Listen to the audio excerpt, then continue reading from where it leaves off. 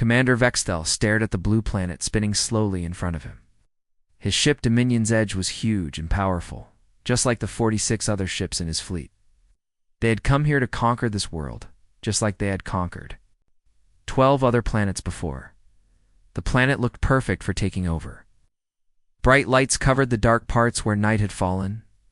Roads connected big cities across the land. The air showed signs of factories and machines working. This place had smart people living on it, but they seemed weak. "Commander, they still won't talk to us," said his communications officer. The thin yellow alien worked at his control panel, trying again and again to contact the planet below. Vextal's jaw parts clicked together in anger. This always happened when he got upset. That makes no sense. Look at all those lights down there. They clearly have technology.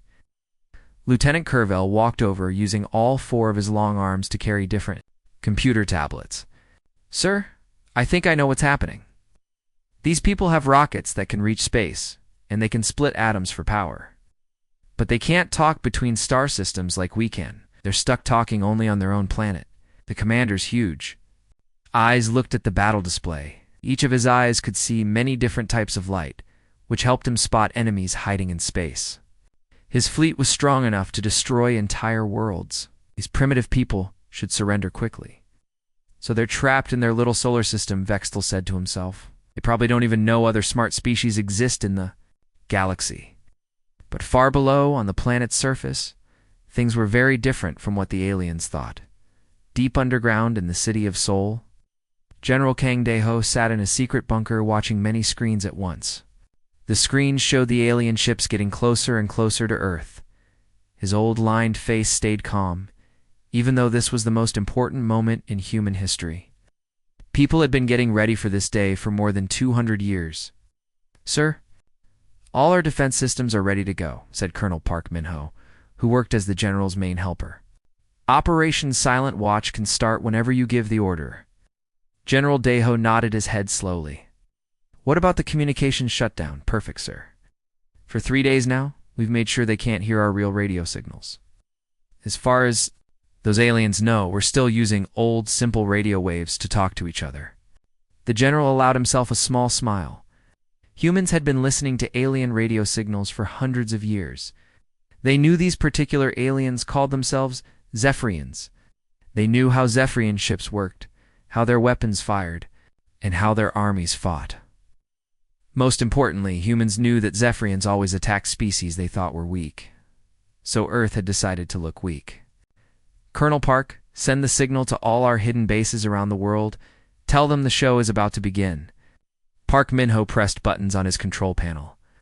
Secret messages flew instantly to similar bunkers under New York, London, Moscow, Tokyo, and dozens of other cities. These messages traveled using quantum communication, technology the aliens had never seen before and couldn't detect. Up in space, the Zephyrian fleet moved into attack position. Commander Vextel felt confident about this invasion. The species was famous across the galaxy for winning every war they fought. Their weapons could destroy mountains. Their armor could stop almost any attack. Their ships could move faster than light itself. "Begin the first scan of their military forces," Vextel ordered. The ship's computers looked down at Earth and found exactly what they expected to find. They saw armies with simple guns that fired metal bullets. They saw airplanes that couldn't even leave the atmosphere. They saw ships floating on the ocean that looked hundreds of years old compared to Zephyrian technology. "Sir, their military is extremely primitive," reported Lieutenant Curvell. "This will be easier than our last 3 conquests." But the computers missed many things. They didn't see the hidden missile bases built into mountains. They didn't notice that many civilian buildings were actually military command centers. They couldn't detect the advanced weapons hidden in underground bunkers, because those weapons used technology the Zephyrians had never encountered. In Seoul, Captain Lee Soo-jin sat at a computer terminal translating alien communications. Humans had been studying Zephyrian language for decades, so she understood every word the aliens said to each other. "General, they're planning to land troops in major cities tomorrow morning," she reported. "They expect us to surrender within 1 day." "Perfect, General," Dae-ho replied.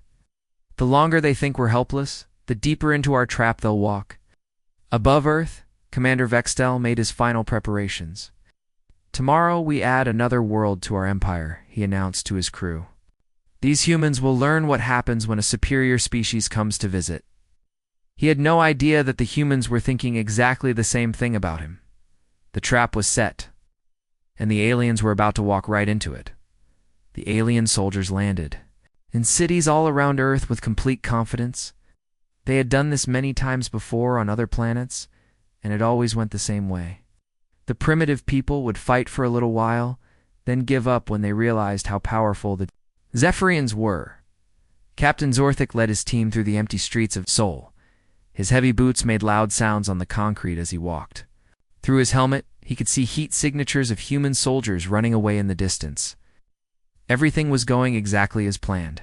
"Command, this is Ground Team Alpha," he spoke into his radio. "The humans are barely fighting back. Their guns only shoot metal bullets, and their bombs use old chemicals. This is going to be easy." Far below the city, General Kong Daeho sat in his secret bunker, listening to every word the aliens said. Human scientists had cracked their radio codes. Years ago, smiled slightly as he heard how confident the alien captain sounded. "Colonel Park, start Protocol 7.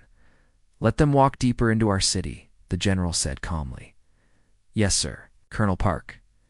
Minho typed quickly on his keyboard, sending invisible messages to hidden soldiers all over Seoul. "All ghost teams, start," making them think we're scared and confused. The messages traveled instantly through quantum communication systems that the aliens couldn't detect.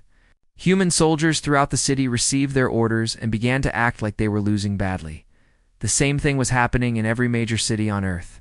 In London, Zephyrian troops found barriers made of cars and concrete blocks. Human soldiers with old-looking rifles hid behind them, shooting occasionally but mostly running away when the aliens got close.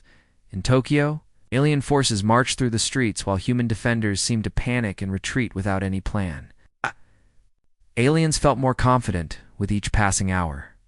Up in space, Lieutenant Commander Nexval watched reports coming in from all over the planet. Every screen showed the same thing: easy victory for the Zephyrian forces. "Admiral Kekstar, our soldiers on the ground say everything is going perfectly," he reported to his commander. "The humans are fighting back, but their weapons are hundreds of years behind ours. Some of our troops think this might be over by tomorrow." Admiral Kekstar nodded with satisfaction. "Excellent. Once they see how hopeless resistance is, their leaders will have to surrender." But down on Earth, things were not what they seemed. Master Sergeant Kim Dong-hein crouched behind a pile of rubble with his squad. To any alien watching, they looked like desperate soldiers with ancient weapons trying to set up a hopeless ambush. Kim held an old-looking rifle that seemed to be from decades ago. "Remember," he whispered to his team through tiny hidden communicators, "keep the fake weapons visible. Don't let them see the real ones until I give the signal." Private Choi Hai-jin lay flat on her stomach behind a broken wall. She appeared to be looking through the sights of a simple rifle, but actually she was watching the approaching aliens through advanced contact lenses that showed her exactly where to aim.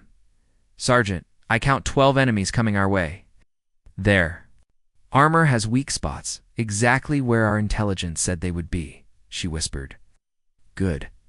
Wait until they get cocky and careless." Captain Zorthik's squad moved through the rubble with casual confidence. Their sensors had detected the hiding humans easily. This would be a simple matter of surrounding them and taking prisoners. "Primitive ambush tactics," Zorthik told his soldiers. "Circle around them and capture a few for questioning. We need to learn more about their military." The alien soldiers spread out, their energy shields glowing softly around their bodies. Their weapons were set to stun rather than kill. They wanted prisoners, not corpses. Kim Dong-hein watched them approach and waited. The aliens moved exactly like human intelligence had predicted they would. Every step they took had been planned for years in advance. "How?" he whispered. What happened next shocked the aliens completely. The primitive rifle suddenly fired special bullets designed specifically to penetrate Zephyrian energy shields. Hidden explosive charges went off with perfect timing, hitting the exact weak points in alien armor that human spies had identified decades ago. "Impossible!" Captain Zorthik shouted as half his squad fell in seconds. "How did they know where our armor is weakest?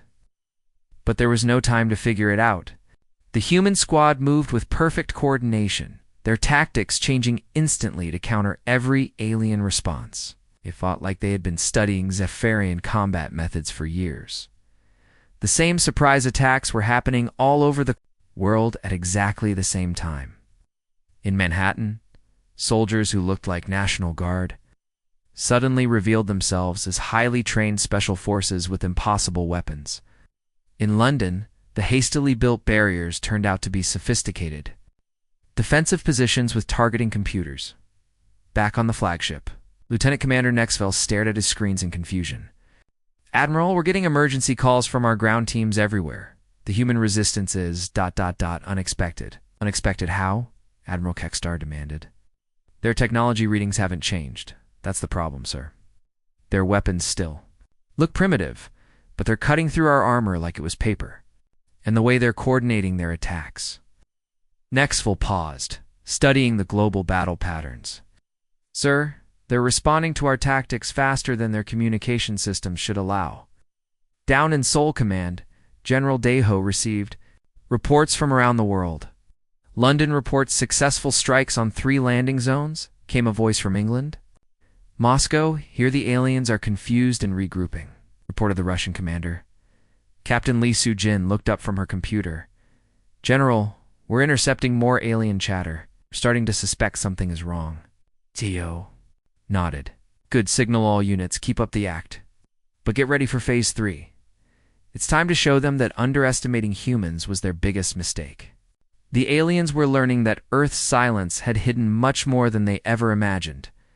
Admiral Kekstar walked back and forth on his ship's bridge, feeling worried for the first time in his long military career. Reports from his soldiers on Earth were getting worse every hour. What should have been an easy victory was turning into a disaster. Show me what's happening on the planet, he ordered his crew. Lieutenant Commander Nexville touched the controls and made a big holographic map appear in the air. The map of Earth was covered with red warning symbols. Each red mark showed where Zephyrian forces were in trouble. Sir, we can't contact 17 of our ground teams anymore, Nexville reported with concern in his voice. The humans are using fighting methods that seem to predict exactly what we're going to do next. Predict?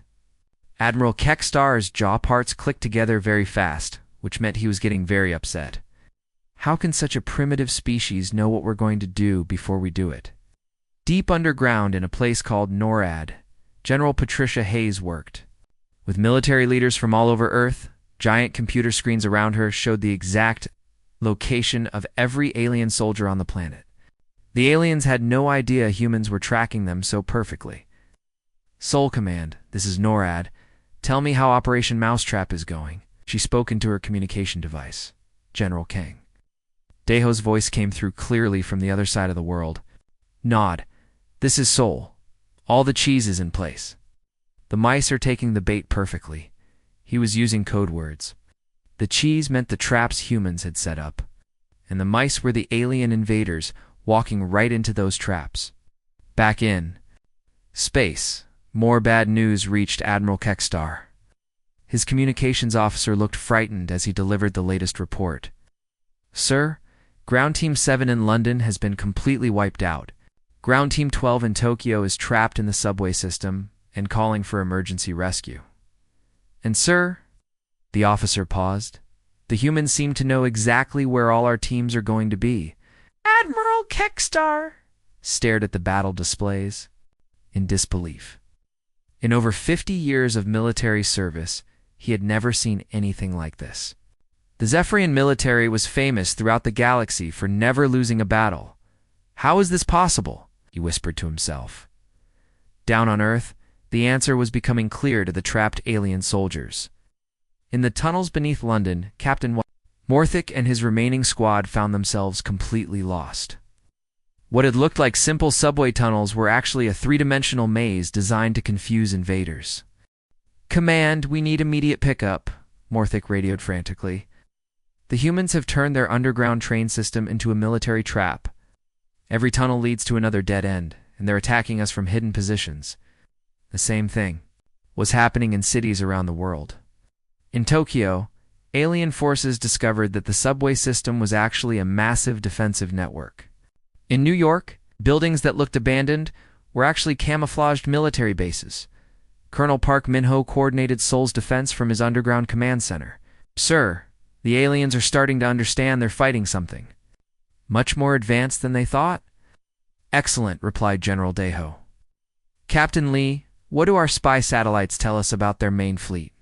Captain Lee Soo-jin studied multiple computer screens showing alien ship movements. "General, they're pulling their ground forces back and getting ready to bomb us from space.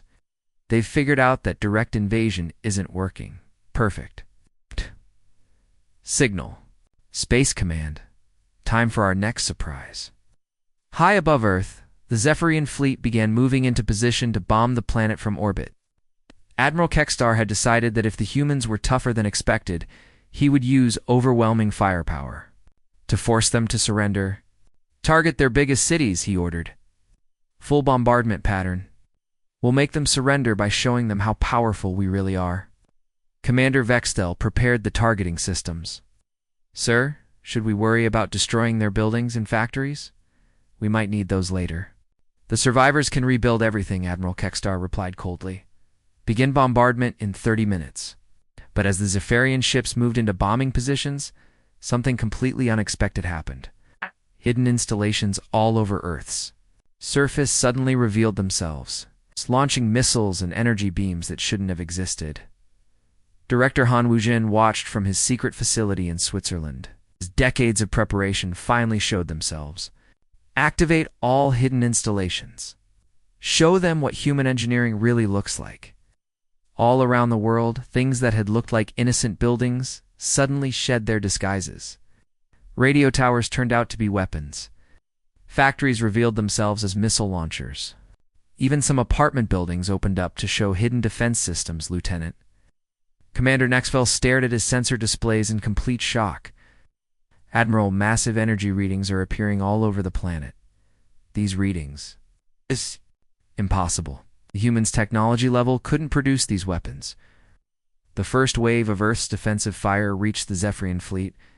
Energy shields that had protected the alien ships through dozens of battles suddenly faced attacks, designed specifically to penetrate them.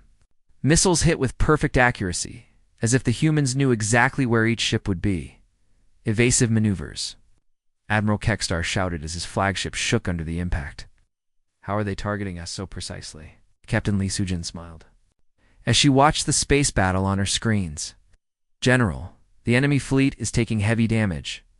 Our deep space monitoring stations have been tracking their movement patterns for months. We calculated every possible move they might make." On the surface, Master Sergeant Kim Dong-haen's team came out of hiding as alien ground forces began, retreating to their landing ships. "Private Choi, what's the enemy status?" Private Choi Hajin checked her tactical display. "Thanks, Sergeant, they're running back to their ships. But sir, ... they're not going to make it." The alien forces found themselves trapped in a planet-wide network of defensive positions that had been waiting for them for decades. Every escape route led to another ambush. Every safe zone turned out to be a killing ground. Admiral Kekstar watched his invasion force fall apart as he finally understood the truth. "They knew," he said quietly. "Somehow, they knew we were coming. Hunters had become the hunted. And Earth was about to teach the galaxy a lesson about underestimating a quiet planet." Admiral Kekstar stood in his command room, staring at a flickering hologram of High Chancellor Markovex, the most powerful leader in the Zephyrian Confederation. The image kept breaking up because of all the fighting happening around Earth. The Admiral's hands shook slightly, something that had never happened to him before in his entire military career. "Explain to me," the High Chancellor's voice was ice-cold and full of anger, "how a backward planet has not only fought off our forces, but completely destroyed them." Admiral Kekstar felt sick to his stomach. He had conquered 12 worlds for his empire, but now he had to admit the most embarrassing defeat in Zephyrian history. "High Chancellor, our information about this world was wrong," Kekstar said, his voice barely above a whisper. "The humans are not backward. They have been hiding their real power from us on purpose. Far below on Earth's surface, in a secure, Underground room beneath the Pentagon, captured alien officer Captain Zorthik sat in a chair across from two human military leaders. His armor had been taken away, showing his insect-like body and large compound eyes that reflected confusion and growing fear. General Sarah Mitchell looked at the alien prisoner with calm professionalism. Colonel Park Minho sat beside her, ready to translate anything the aliens said that their computers couldn't understand. "Your species believes in fighting with honor, doesn't it?" General Mitchell asked through the translation device that humans had built from studying alien communications for decades. Captain Zorthik's response came through the translator in mechanical-sounding English. "We fight honorably against worthy enemies. But your species was supposed to be technologically inferior." Colonel Park leaned forward in his chair. "What if I told you that assessment was exactly what we wanted you to believe? Possible. Our sensors, our intelligence-gathering systems detected." "Exactly what we showed you," Colonel Park interrupted. "Captain, your species has been watching our planet for how long?" The alien officer looked uncomfortable. 237 of your years." General Mitchell and Colonel Park looked at each other with knowing expressions. "And in all that time, did it never occur to you that a species capable of splitting atoms and traveling to other planets might also be capable of lying?" Captain Zorthik's large eyes grew even wider as he began to understand what the humans were telling him. Meanwhile, in a secret meeting room beneath the White House, President Elizabeth Chen participated in a video conference with world leaders. From every major nation, around the virtual table, sat the most powerful people on Earth, their faces showing the seriousness of humanity's first contact with hostile aliens. Director Han, President Chen, spoke to an elderly man on one of the screens. "I think it's time our prisoner understood exactly what he's dealing with." Director Han Woo-jin, the man who had spent his entire life coordinating humanity's greatest deception, nodded solemnly. "Madam President, Project Quiet Earth began in 1823. When our early telescopes detected artificial signals from the Zephyrian home system, we have been preparing for this moment for over 200 years. Back in the interrogation room, Captain Zorthik listened with growing horror as Colonel Park explained the truth about humanity. "Your scouts first found our planet in 1788. By 1823, we had detected your civilization and recognized that your society was built around conquest and war. Every time the Zephyrian Confederation expanded, it followed the same pattern: find inhabited worlds, judge their technology, invade with overwhelming force." Colonel Park activated a holographic display showing a timeline of human history, made a strategic decision. Instead of revealing our rapidly advancing technology and risking immediate invasion, we would appear to stop developing while secretly preparing for your inevitable arrival. The radio silence, ... Captain Zorthik whispered in realization, "was completely deliberate," General Mitchell confirmed. "We could have joined galactic communication networks decades ago. Instead, we chose isolation and preparation. Every technological advancement your species achieved, we analyzed and developed ways to counter it. Every military tactic your forces used, we studied and prepared responses to." And Dr. Yoon Ji-hai entered the room, carrying a tablet computer displaying intercepted Zephyrian technical specifications. "Captain, would you like to know how we penetrated your armor so easily? We have been intercepting your military's technical communications for 70 years. You know your equipment better than your own engineers do." The revelation seemed to break something inside the alien officer. But why? Why not simply surrender when we arrived? Your losses would have been much smaller. Colonel Park's expression became hard and serious. "Because your own history told us what surrender meant. 12 conquered worlds, billions of intelligent beings enslaved or killed. Did you think we wouldn't notice the pattern?" High above Earth, what remained of the Zephyrian fleet discovered they were completely surrounded. What they had initially dismissed as space junk was revealing itself as a network of defensive satellites and weapons platforms that had been positioned over decades. Lieutenant Commander Nexfell reported to Admiral Kekstar with barely controlled panic. "Sir, the humans have military installations throughout their solar system. There are armed platforms on their moon, weapon positions on asteroids, And, Admiral, they have warships. Warships? Is hidden in the asteroid belt? Our sensors thought they were mining equipment, but they're moving under power and broadcasting. Military targeting signals? Admiral Kekstar stared at the tactical display in complete disbelief. Humanity's true fleet was coming out of hiding. Ships that looked crude and industrial, but were armed with weapons, specifically designed to destroy Zephyrian technology.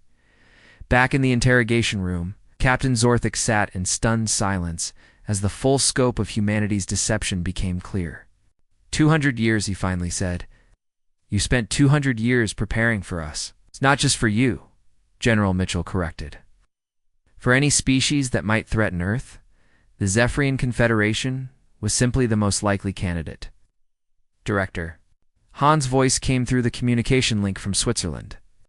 Captain, your species made one critical error. You assumed that silence meant ignorance, that isolation meant weakness. In reality, our silence was our greatest weapon. As the alien officer was led back to his cell, he heard the final transmission. From his fleet, Admiral Kekstar's formal surrender to Earth Command, the trap had been perfect, and the Zephyrian Confederation had walked into it exactly as humanity had planned for. Over 200 years, the surrender ceremony happened on board the Earth Defense Force flagship Silent Guardian. This massive warship had been disguised as a simple mining vessel for decades, quietly watching space while pretending to dig for minerals. Now, it revealed its true purpose as one of humanity's most powerful weapons. Admiral Kekstar stood with his few remaining officers in front of Fleet Admiral Park Jin-woo, the commander of Earth's Unified Defense Forces. The situation felt strange and bitter to both leaders. The Zephyrian admiral had conquered 12 different worlds by using superior technology. But now he was surrendering to a species he had thought was primitive just 3 days ago. Admiral. Kekstar Fleet Admiral Park spoke through translation devices. His voice formal, but respectful on behalf of the United Earth government.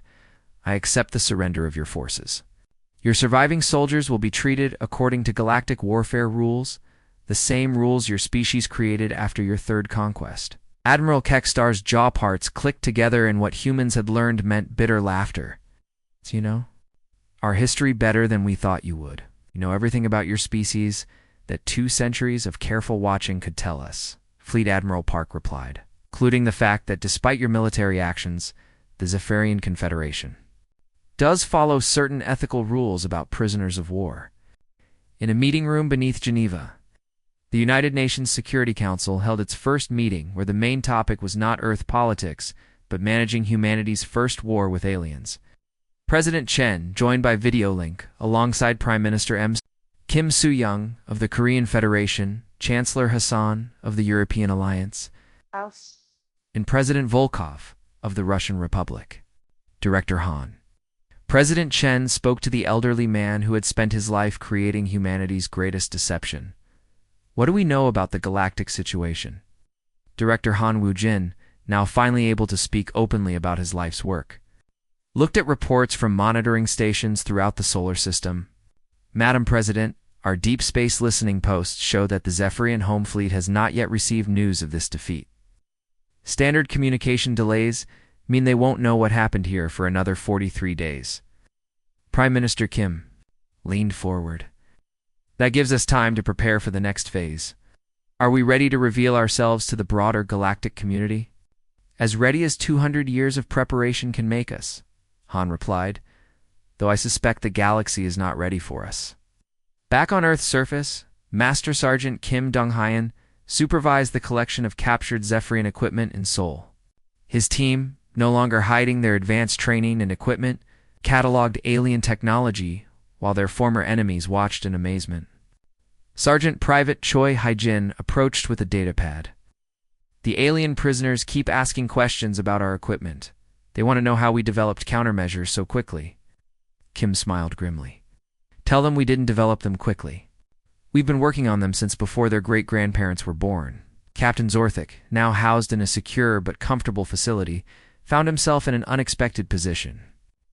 Rather than the brutal imprisonment he might have expected, based on Zephyrian practices, he was being treated more like a diplomatic guest. Human linguists and scientists interviewed him daily, Not for military secrets. They clearly already had those, but for cultural and social information about galactic civilization. I don't understand your species, he admitted to Dr. Sarah. Park, the scientist assigned to his case. You had the ability to contact us peacefully. Your technology, properly revealed, would have earned you respect in the galactic community. Why choose deception and war? Dr. Park thought carefully about her response. Because, Captain, your species' own history taught us that first contact between your kind and newly discovered civilizations never ended well for the discovered. 12 civilizations that trusted in Zephyrian honor and found themselves enslaved or exterminated. But surely diplomatic contact would have resulted in the same outcome, only with more advanced warning for your forces, Dr. Park interrupted. Your species respects strength, not diplomacy. We chose to demonstrate strength. In the captured is a Farian command vessel, now under human control. Captain Lee Soo-jin worked with a team of engineers to understand alien communications technology. Not to copy it, humanity's quantum communication networks were actually superior, but to access the broader galactic communication networks. Colonel, she reported to her superior via quantum link. We've successfully accessed their galactic communication array. We're receiving transmissions from across Zephyrian space. What's the overall reaction to their silence? Colonel Park asked. Confusion mostly.